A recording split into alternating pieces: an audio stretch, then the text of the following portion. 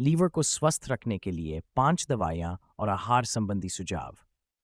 नमस्ते दोस्तों, आज हम बात करेंगे लीवर को स्वस्थ रखने के कुछ खास तरीकों के बारे में।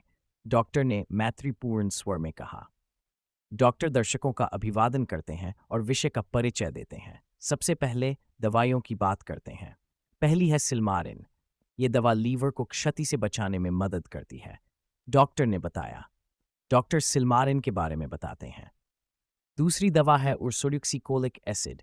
ये पित्त प्रवाह को बेहतर बनाती है और लीवर की कार्यक्षमता में सुधार करती है। डॉक्टर ने जानकारी देते हुए कहा। डॉक्टर उर्सोडियोक्सीकोलिक एसिड के फायदे समझाते हैं।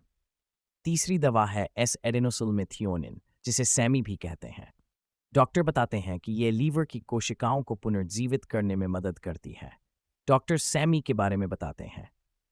चौथी दवा है पेंटॉक्सीफाइलाइन। ये लीवर में